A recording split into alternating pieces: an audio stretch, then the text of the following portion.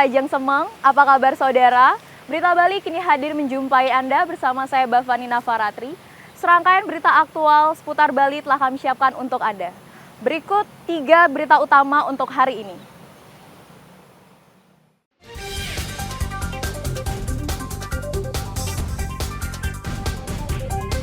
Jumlah penderita DBD di Kabupaten Karangasem naik ratusan kasus dalam 6 bulan terakhir. 3 orang diantaranya telah meninggal.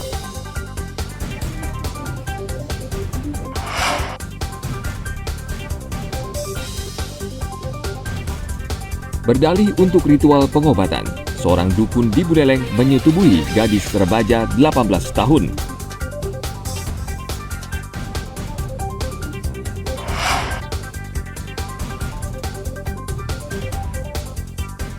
Jaga mutu dan harga yang murah.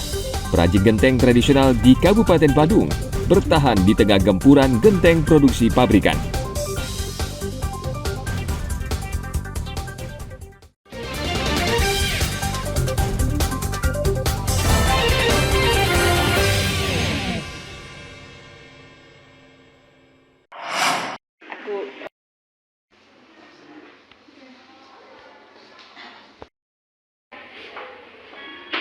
Kasus demam berdarah denggi atau DBD di Kabupaten Karangasem dalam 6 bulan terakhir ini sudah mencapai 273 kasus. Guna mengantisipasi kasus demam berdarah tersebut, RSUD Karangasem juga telah menyiapkan langkah-langkah penanganan pasien, termasuk ruang perawatan.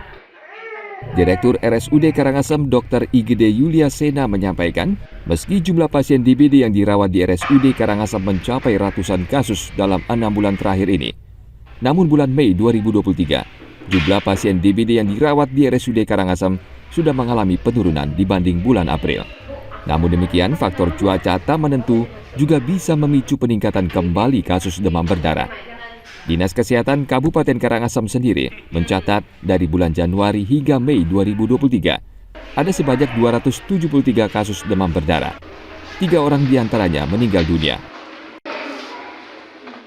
Sekarang kasusnya sudah turun ya untuk DB ya. Jadi penanganannya seperti biasa, kami tetap kita antisipasi untuk lonjakan kasus lainnya, tentunya dari penyediaan dari sisi ruangan, kemudian dari obat-obatan dan cairan yang kita butuhkan.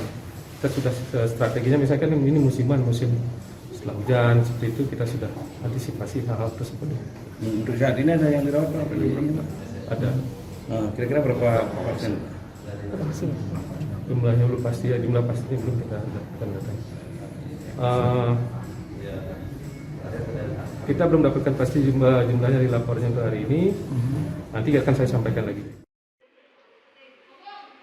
Sementara menurut data Kadinkes Karangasem, pada Januari 2023 terdapat 67 kasus DBD, Februari 59 kasus DBD, Maret 83 kasus DBD, April 56 kasus, dan Mei saat ini baru terjadi 8 kasus DBD. Sementara jika dibandingkan jumlah kasus DBD di tahun 2022 jauh lebih tinggi, yakni Januari 2022 sebanyak 79 kasus DBD, Februari 60 kasus DBD, Maret 59 kasus, April 111 kasus, dan Mei 174 kasus, dengan total kasus dari Januari hingga Mei 2022 sebanyak 483 kasus. Tim Liputan melaporkan dari Kabupaten Karangasem.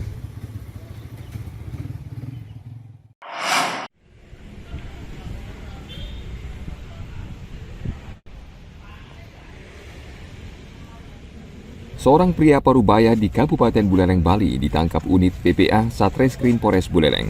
Pria yang dikenal sebagai dukun penyembuh beberapa penyakit ditangkap karena dilaporkan telah melakukan persetubuhan dengan gadis berusia 18 tahun.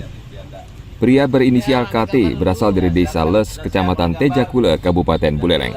Kepada polisi, pelaku mengakui telah menyetubuhi korban berinisial MA, 18 tahun sebanyak 6 kali sejak bulan Desember tahun lalu. Perbuatan ini dilakukan di rumah korban di Kabupaten Bangli sebanyak 4 kali dan 2 kali di sebuah kamar kos kakak korban. Pelaku melancarkan aksinya dengan membujuk korban saat tengah melakukan pengobatan. Korban awalnya datang ke rumah tersangka untuk berobat. Sang dukun sudah menjalin hubungan baik dengan keluarga korban. Hal ini dimanfaatkan untuk melancarkan aksi bejatnya dengan modus sebagai alat ritual pengobatan. Tersangka mengajak ke rumah kosong yang ada di Kabupaten Bangli untuk disetubui. Keluarga mempercayai korban untuk dititip di sebuah yayasan di Buleleng. Aksi itu kemudian berlanjut hingga korban melapor kepada pihak panti dan melaporkan aksi dukun cabul ke Polres Buleleng. Oke, terima kasih banyak rekan-rekan. Memang kalau yang 2022 itu diajak ke rumahnya, rumah kosong, di sanalah terjadi persetubuhan. Selanjutnya kalau yang di Dua Buleleng ini, karena dia sudah dianggap ayah angkatnya, dia menjemput korban ini di yayasan tanpa kecurigaan dari pihak pengurus karena sudah dianggap keluarga sendiri. Jadi selama ini bujuk rayunya kalau tidak ingin memenuhi hasrat dari pelaku, keluarga korban akan hancur karena dari awal sudah terjalin hubungan baik, intinya sudah ditolong secara pengobatan non medis seperti itu.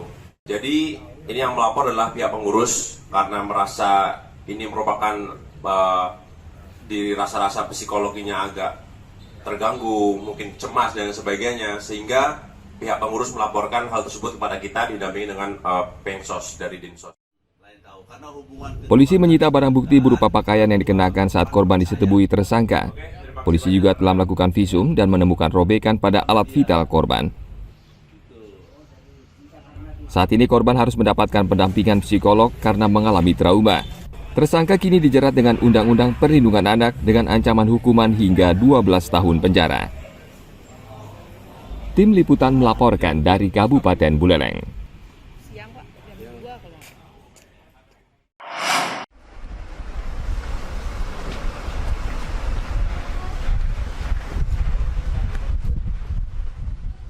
Setelah menjalani penyidikan dan penahanan selama 60 hari, 5 tersangka kasus korupsi penerbitan kartu tanda penduduk untuk 2 warga asing akhirnya dilimpahkan dari jaksa penyidik ke jaksa pemeriksa.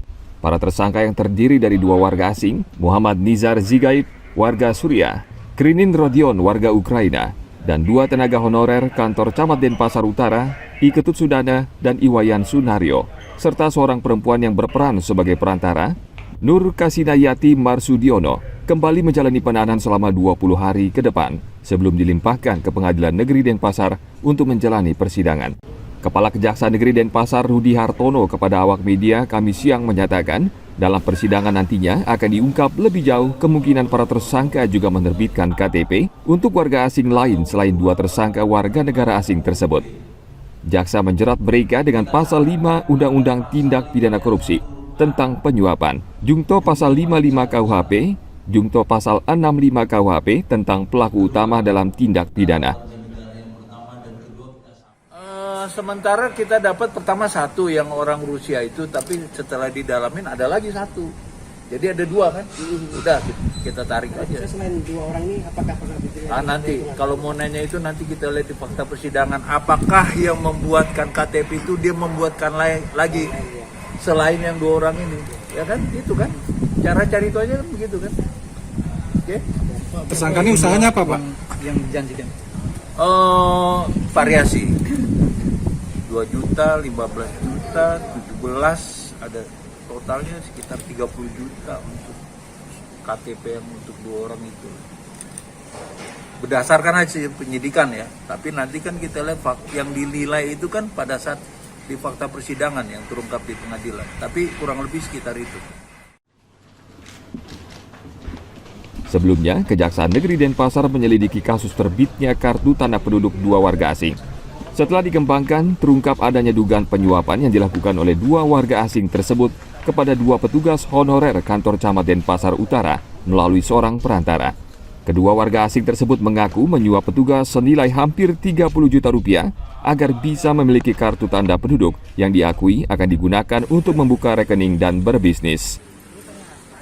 Tim Liputan melaporkan dari Kota Denpasar.